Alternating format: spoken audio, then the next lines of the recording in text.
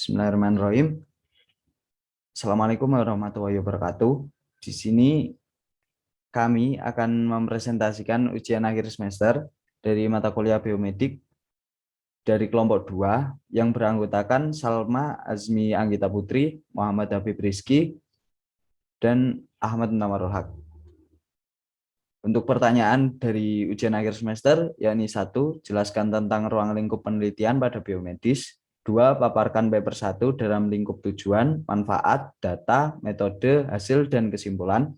3. Paparkan paper 2 dalam lingkup latar belakang, manfaat, serta kesimpulan. Untuk soal yang pertama, yakni jelaskan tentang ruang lingkup penelitian pada biomedis. Pertama, dari pengertian biomedis atau dalam bahasa Inggris biomedicine adalah program multidisiplin yang mempelajari bidang ilmu, pengetahuan, dan teknologi yang digunakan untuk mengatasi masalah kesehatan global seperti penyakit menular dan kanker.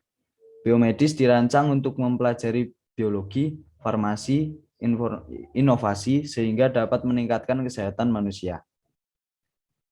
Untuk tujuan dari biomedis adalah untuk mengatasi masalah kesehatan atau obat yang belum dapat ditangani oleh pendekatan klinis, bukan hanya untuk mendukung pendekatan klinis. Untuk ruang lingkupnya, karena cakupan biomedis yang begitu luas, banyak peluang bagi dokter dan ahli ilmu alam untuk mengembangkan minatnya di bidang tersebut. Metode ilmu biomedis dilakukan melalui metode laboratorium, baik dari pengalaman pasien, lingkungan, maupun pengujian biologis pada hewan. Pendekatan biomedis lebih menekankan pada kasus proksimal seperti agen infeksius, toksin, dan faktor resiko perilaku individu. Kedua, mekanisme biologis, patogenesis, perkembangan, dan penularan penyakit, serta interaksi antara penjamu dan lingkungan. 3. Pencegahan dan pengendalian penyakit yang dapat dilakukan pada tingkat individu dan molekuler.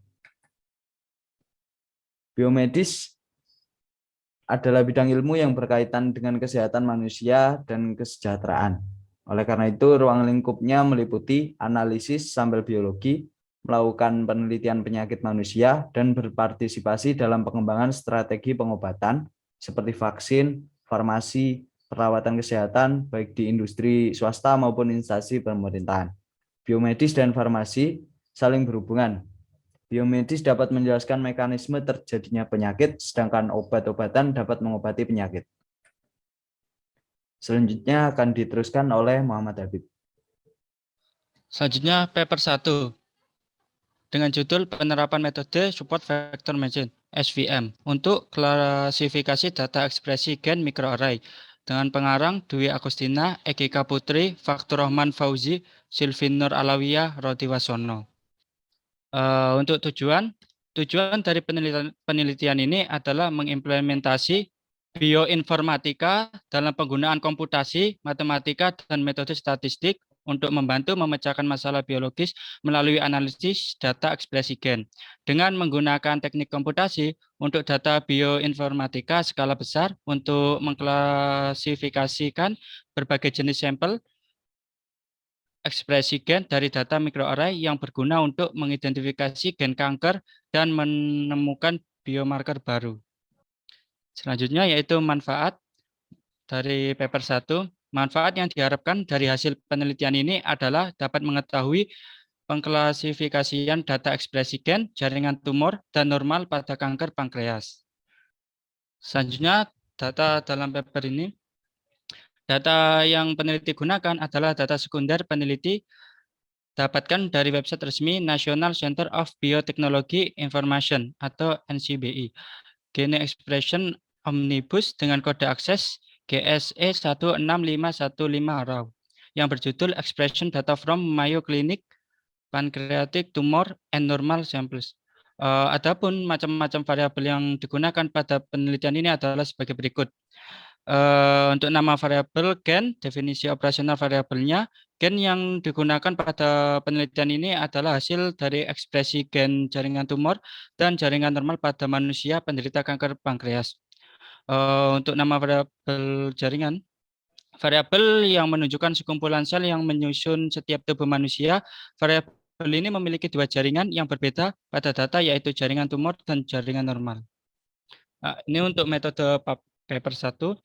Metode yang digunakan dalam penelitian ini adalah support vector machine (SVM) yang merupakan salah satu metode klasifikasi dalam data mining. SVM juga dapat melakukan prediksi baik pada klasifikasi maupun regresi. Cara kerja SVM pada masalah nonlinear adalah dengan memasukkan konsep kernel pada ruang berdimensi tinggi. Pada ruang yang berdimensi tinggi ini, nantinya akan dicari pemisah atau yang sering disebut hyperplane. Ini adalah contoh metode hyperplane. Untuk metode dari support vector machine, yakni fungsi klasifikasi dari SVM didefinisikan dengan bersamaan Fx sama dengan sin W kali X plus B. Apabila nilai W kali X plus B lebih besar daripada 0, maka diklasifikasikan kepada kelas plus 1. Dan jika W kali X ditambah B lebih kecil daripada 0, diklasifikasikan ke dalam kelas min 1. SVM memiliki 4 kernel yang dapat digunakan untuk menyelesaikan permasalahan linier dan non-linier. Di antaranya adalah kernel linier, kernel polinomial, kernel Gaussian, dan kernel radial basis function atau RBF. Nilai akurasi dari model yang dihasilkan menggunakan SVM sangat tergantung pada fungsi kernel dan nilai parameter yang digunakan. Parameter yang digunakan pada algoritma SVM adalah parameter cos atau disingkat C dan gamma yang disingkat Y. Semakin besar nilai C, maka menghasilkan penalti yang besar pula terhadap klasifikasinya.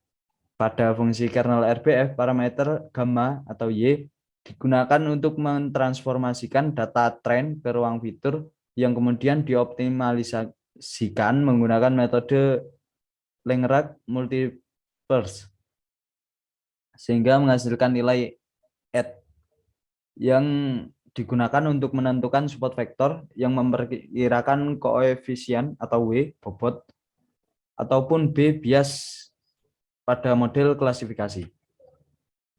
Hasil dari penelitian paper 1, yakni berdasarkan analisis metode diperoleh hasil evaluasi klasifikasi dari fungsi kernel metode support vector machine dinilai dari nilai akurasi, recall, specificity, precision, AUC, dan error adalah sebagai berikut. Berdasarkan hasil klasifikasi di atas diperoleh metode klasifikasi dengan SVM dengan fungsi kernel terbaik dalam melakukan klasifikasi data ekspresi gen jaringan tumor dan jaringan normal pada penderita kanker pankreas. Untuk kesimpulan yang didapatkan dari penelitian ini adalah pengolahan data ekspresi jaringan gen tumor dan normal pada penderita kanker pankreas dari data microarray merupakan kumpulan sampel data ekspresi dari Mayo Clinic, sampel tumor, dan sampel normal pada pasien kanker pankreas.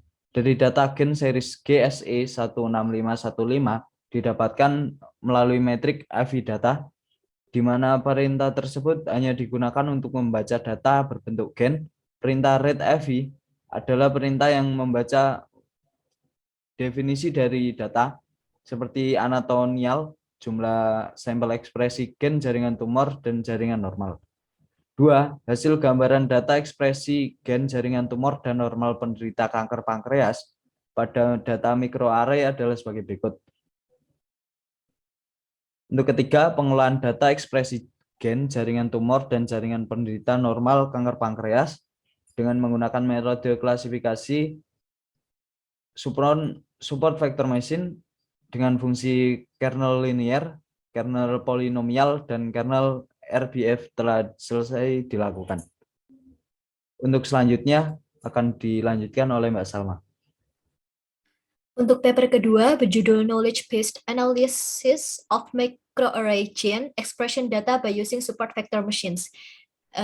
Oleh pengarangnya Michael P.S. Brown, William Nobel Grundy, David Lin, Nello Cristiani, Charles Wolfsagnet, Terence S. Furey, Manuel Ares Jr., and David Hausler. Kemudian yang pertama adalah mengenai latar belakang. Teknologi microarray DNA ini memberi ahli biologi kemampuan untuk mengukur tingkat ekspresi ribuan gen dalam satu percobaan.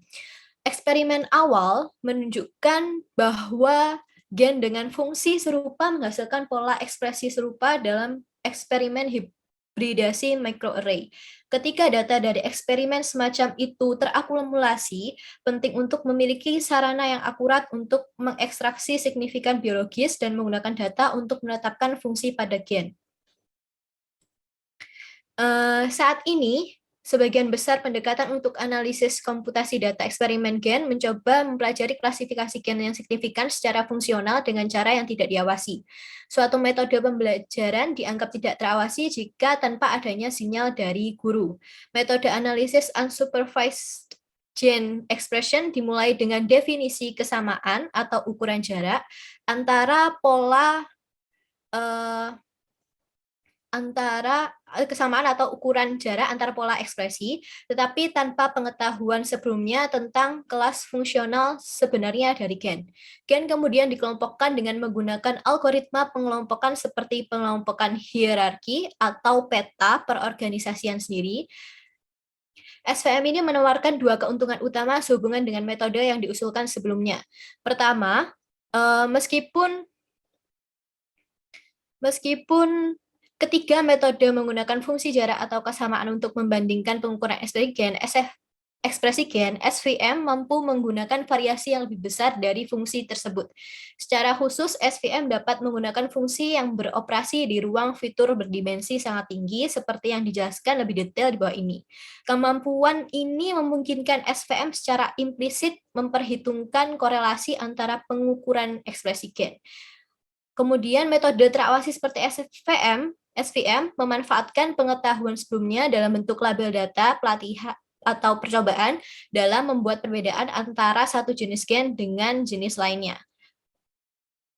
Dalam metode tanpa pengawasan ketika gen terkait berakhir berjauhan sesuai dengan fungsi jarak, metode tersebut tidak memiliki cara untuk mengetahui bahwa gen tersebut terkait.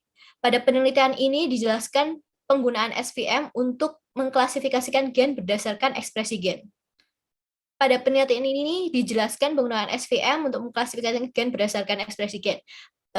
Menganalisis data ekspresi dari 2.467 gen dari Yes pemula Saccharomyces cerevisiae yang diukur dalam 79 percobaan hibridasi microarray DNA yang berbeda. Selain SVM, data juga dianalisis oleh 4 teknik pembelajaran mesin yang bersaing, yaitu Fisher's Linear Discriminant, Parsons Windows, dan 2 Decision Tree Learners. Kemudian SVM ini digunakan untuk kelompok fungsional dalam memprediksi asosiasi fungsional untuk 15 ORF atau Open Reading Frames, Yes, dengan fungsi yang tidak diketahui.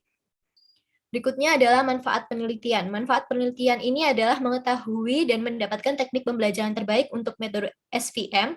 Yang kedua, membentuk kelompok fungsional dalam prediksi asosiasi fungsional untuk 15 ORF atau Open Reading Frames, Yes, dan dengan fungsi yang tidak diketahui. Yang terakhir adalah kesimpulan. Support vector machines ini dapat secara akurat mengklasifikasikan gen ke dalam beberapa kategori fungsional berdasarkan data ekspresi dari percobaan hibridasi microarray DNA dan telah membuat prediksi yang bertujuan untuk mengidentifikasi fungsi gen Yes yang tidak diberi keterangan. SVM dapat secara akurat mengklasifikasikan gen-gen ke dalam beberapa kategori-kategori fungsional dan membuat prediksi untuk mengidentifikasi fungsi dari gen-gen unannotated Yes. SVM yang menggunakan fungsi kernel berdimensi lebih tinggi memberikan kinerja yang lebih baik dari jendela Parsons, discriminal linear Fisher, dan dua